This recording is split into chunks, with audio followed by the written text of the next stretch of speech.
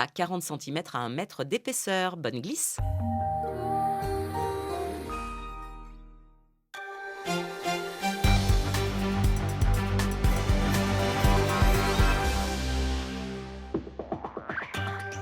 Bonjour à tous et merci de votre fidélité au 12-13 Alpes avec la ruée des soldes, la ruée vers les soldes en minuscule. Malgré une offre importante des commerçants, les clients se sont montrés mitigés côté porte-monnaie. Ambiance dans les rues de Grenoble ce matin. L'inquiétude a franchi en Haute-Savoie. 2 médecins de la commune ont décidé de quitter le secteur après que leur projet de trouver du renfort pour couvrir le secteur ait été refusé par l'ordre des médecins du département. 0 à 4 degrés en montagne, 5 à 8 en plaine, léger rafraîchissement et au menu météo du jour avec un ciel nuageux et de faibles précipitations cet après-midi. On attend 5 à 15 cm de neige fraîche vers 1500 mètres d'altitude, limite pluie-neige autour de 800 mètres. Ce n'était pas vraiment le grand rush aujourd'hui dans le centre-ville de Grenoble pour le lancement des soldes d'hiver. Beaucoup de stocks à vendre, de gros rabais proposés dès le premier jour, mais une ambiance fébrile, vous allez voir. Joël Serroni, Yves Mariglo. Dernière touche finale à la décoration des vitrines, ultime préparatif. Alors que les commerçants s'affairent pour l'ouverture du grand jour, les clients matinaux sont déjà en embuscade à l'entrée des boutiques qui pour l'occasion ont ouvert plus tôt ce matin. J'ai Internet, donc c'est vrai que je fais mes petits repérages. Mais non, c'est vrai que c'est mieux d'être la première. On va faire des bonnes affaires, j'espère, parce qu'il fallait se lever. Pas de foule hystérique, mais des clients prêts à dépenser, même s'ils n'ont pas forcément d'idées très précises. Disons qu'on profite des occasions. Voilà, qu'on n'achèterait peut-être pas en temps normal certains produits. C'est l'occasion qui fait le larron, comme on dit. Les grandes enseignes, comme les magasins de ville, ont fait valser les étiquettes. De moins 20 à moins 70% de rabais. Des soldes qui tombent à pic pour les commerçants comme pour les consommateurs. Moi, je tape plus dans les moins 60%, parce que c'est beaucoup plus adapté à ma bourse. Et ce sont des pantalons qui sont à la mode quand même, hein, des slim, des scratch comme on dit. En toute logique, avec les quantités qu'on a au niveau du pull, avec les pourcentages qu'on a, ça devrait vraiment bien marcher. Des soldes qui auront le mérite de déstocker, car les ventes des produits d'hiver n'ont pour certains pas encore vraiment commencé. Ça aide effectivement à la trésorerie quand il y a eu une saison difficile. Sur le principe, c'est quand même mieux de vendre nos articles avant. Le centre-ville apaisé de Grenoble devrait s'animer au fil de la journée. Ce soir, les boutiques resteront ouvertes plus tard, 19h30 voire 20h, dans une ambiance de lendemain de fête. Et si Lyon, la capitale des Gaules, vous tente pour faire le plein de bonnes affaires, vous pourrez tester une nouvelle application sur smartphone. Shops, c'est son nom, est une appli gratuite créée par des Lyonnais qui lance des alertes sur tous les bons plans situés à moins de 500 mètres de l'endroit où vous vous trouvez. Elisabeth Philly, Jean Perrier. L'application est gratuite, téléchargeable sur un téléphone portable. Au moment de la connexion dans un rayon de 500 mètres, vous avez accès aux offres des commerçants de proximité. Là, on a les différents événements avec un code couleur et un code d'icône pour montrer s'il s'agit d'activités culturelles, du shopping en jaune. Là, ici, on peut agrandir, zoomer un petit peu. Vous avez une offre de restauration qui se trouve ici en orange. Depuis avril dernier, sur Lyon et Villeurbanne, quelques 800 commerçants ont déjà proposé, grâce à cette application, près de 4000 bons plans. Donc vous voyez, vous avez là ici une écharpe qui est offerte, ainsi que des moufles. Vous avez une promotion sur des montures de lunettes pour enfants, donc ainsi de suite. Vous avez également d'autres fonctionnalités qui vont se rajouter au fur et à mesure, mais des possibilités de partager par SMS, par Facebook, par Twitter, auprès de ses amis pour faire partager une offre. Ce sont les commerçants eux-mêmes qui alimentent l'application après une formation suivie d'un accompagnement. L'outil informatique est parfois assez abstrait pour certains commerçants. C'est pas non plus leur métier. Donc nous, on va les accompagner dans la création de leurs offres, l'utilisation de l'outil, la lecture aussi des statistiques, des résultats. C'est notre travail aujourd'hui. Par exemple, ce boxer rose est l'un des articles que ce gérant propose dans la rubrique « Riche avec 10 €. Pour lui, ces différentes animations sont vraiment un nouveau concept plutôt positif. On a peut-être plus de visibilité, un regard différent des clients qui se disent on vient chez le commerçant, mais on a d'autres choses, on n'a pas. Alors là, c'est une opération sur du prix, mais ça peut être aussi de l'animation où on n'est pas forcément sur de la réduction ou sur du petit prix, mais plutôt sur du service et on apporte un service supplémentaire aux clients. Face à la concurrence, les commerçants ont vraiment besoin de nouveaux moyens de communication. C'est une ambiance qu'on crée et que cette ambiance-là, les opticiens, les grosses enseignes n'ont pas forcément. Donc c'est vraiment plus du commerce de proximité et c'est ça qui est agréable aussi. Rémunérés 20 centimes le clic par les commerçants, les 7 salariés de Choups comptent bien étendre leur activité dans d'autres villes. Attention, danger, plaque avant, traître, manteau neigeux instable. Plus que jamais, le risque d'avalanche est réel en montagne. 2 personnes ont trouvé la mort hier en Savoie. Elles évoluaient en hors-piste du côté de Val d'Isère et près de La Toussuire. Xavier Schmitt. 2 avalanches sont survenues hier matin à Val d'Isère à 1 heure d'intervalle. Un skieur français a été gravement blessé et un skieur espagnol a trouvé la mort.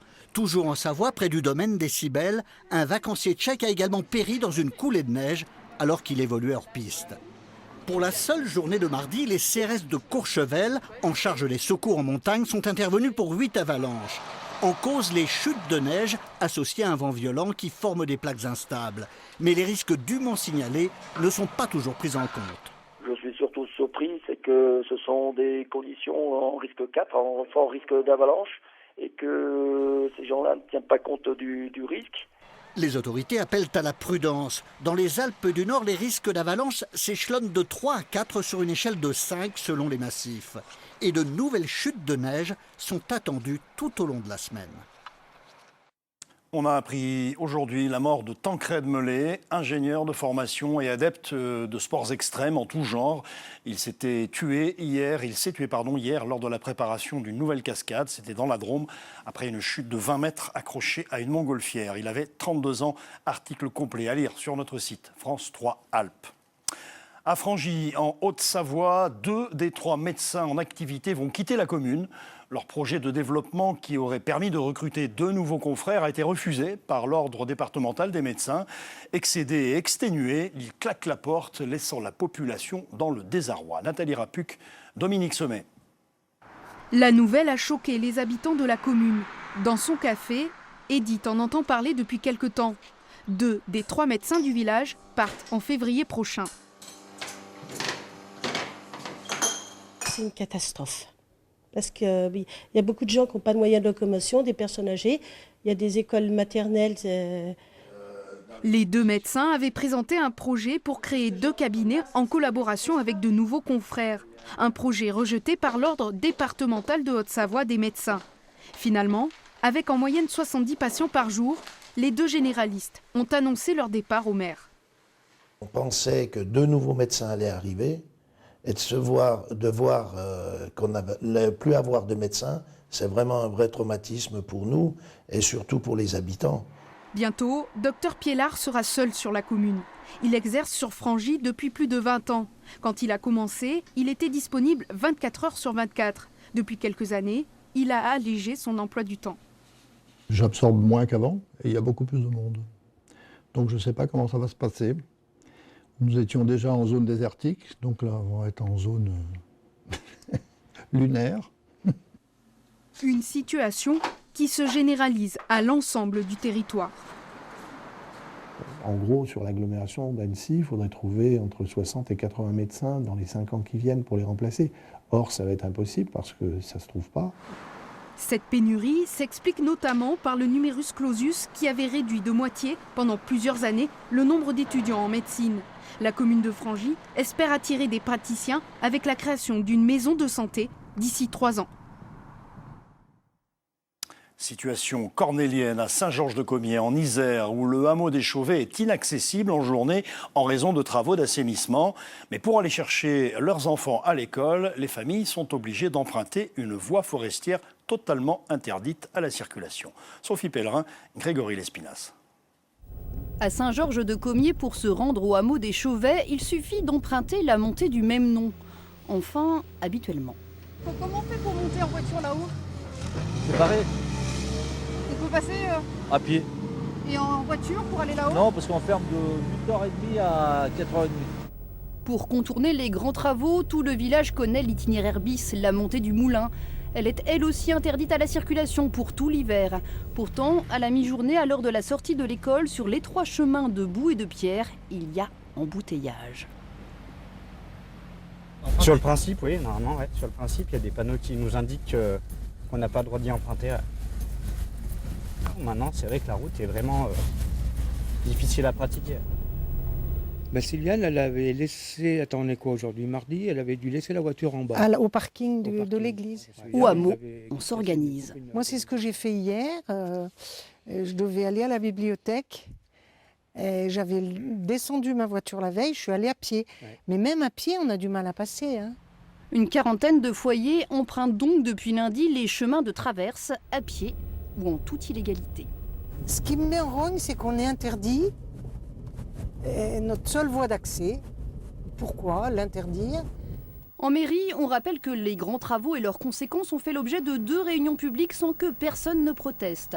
Quant à l'itinéraire bis, difficile d'ignorer que les voitures l'empruntent à longueur de journée malgré l'arrêté d'interdiction. C'est pas une manière de se couvrir ? Et oui, c'est une manière de se couvrir. Comment voulez-vous que l'on rende cette voirie qui doit faire à peu près 1 kilomètre de long praticable pendant ces travaux d'assainissement ? Personnellement, je n'ai pas la solution. Les habitants du hameau des Chauvets n'espèrent eux qu'une seule chose, que la neige ne vienne pas rendre leur montée du moulin totalement impraticable avant le 22 janvier, date officielle de réouverture de la route principale. La grande région Auvergne-Rhône-Alpes, avec un déplacement symbolique hier pour le nouveau président. Laurent Wauquiez s'est rendu dans la commune de Ballan, dans une maison familiale et rurale de l'Ain, à la rencontre de jeunes apprentis. Valérie Benet, Julie Jacquard. Un premier déplacement symbolique. Pour étrenner son tout nouveau costume de président de la région Auvergne-Rhône-Alpes, Laurent Wauquiez voulait de la campagne et de l'apprentissage. Rendez-vous donc dans une maison familiale et rurale. Toute la campagne, on a travaillé sur l'emploi et notamment la formation des jeunes. Donc il a souhaité aujourd'hui marquer son élection par un premier déplacement dans un centre de formation. On fait un snap ? On fait un snap ? On fait un snap, si tu veux. Ici, quelques 200 jeunes sont formés en alternance au métier de bouche. Un œil dans les casseroles des cuisiniers, mais rapide, ils sont en pleine épreuve surveillée. Pour s'étaler, mieux vaut alors prendre la direction du laboratoire de pâtisserie. Là, on attaque tout ce qui est viennoiserie, donc la brioche, les croissants, les pains au chocolat. C'est dur, ça, la viennoiserie ou non ? Pour eux, c'est dur parce qu'il y en a de moins en moins de patrons qui en font en entreprise. Et forcément, face à un homme habillé de rouge, la tentation est grande de passer commande. Qui s'occupe un petit peu plus de l'apprentissage et puis surtout des maisons un petit peu privées comme nous où on n'a pas trop de subventions par rapport à ce qu'on fait, quoi. Cela tombe bien. Si Laurent Wauquiez met la main à la pâte dès sa prise de fonction, c'est justement pour afficher ses priorités. L'objectif, c'est que notre région soit leader dans les 5 ans sur l'apprentissage en France, qu'on soit la première région en formation.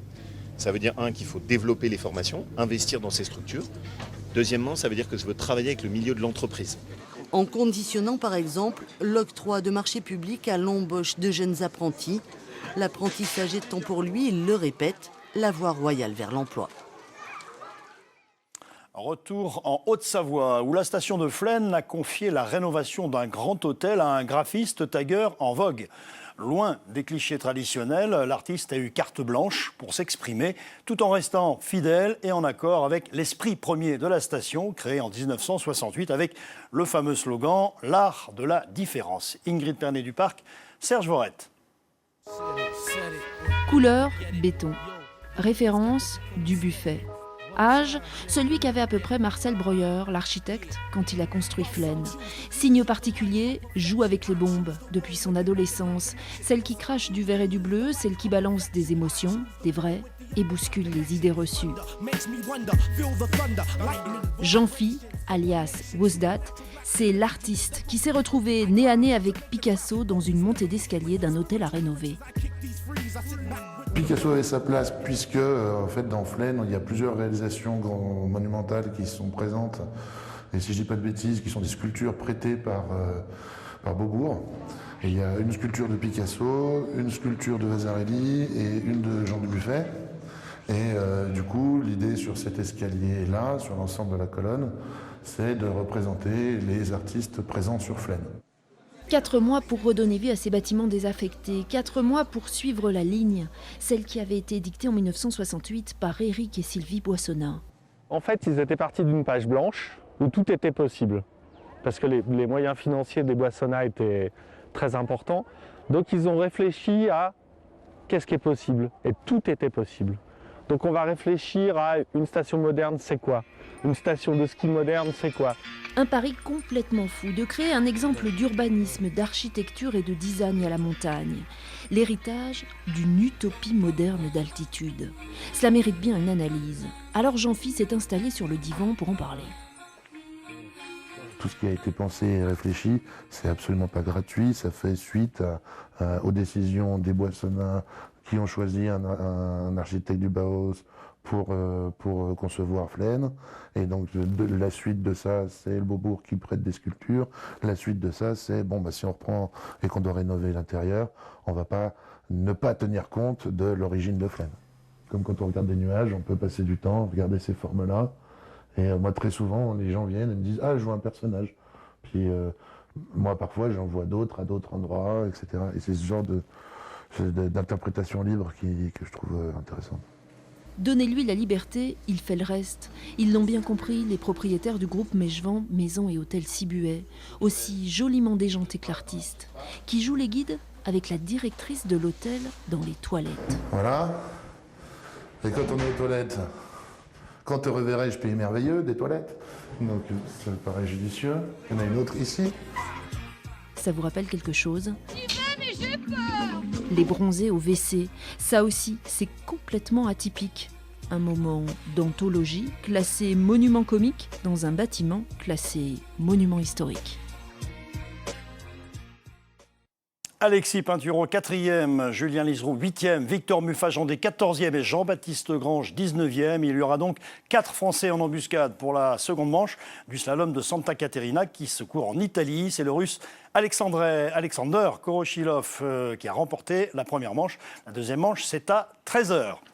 Je vous rappelle enfin le premier titre développé dans cette édition des Alpes de midi. C'était plutôt calme dans le centre-ville de Grenoble ce matin pour le lancement des soldes d'hiver. Beaucoup de stocks à vendre, des rabais importants proposés dès le premier jour jusqu'à 60%, mais une ambiance un peu fébrile.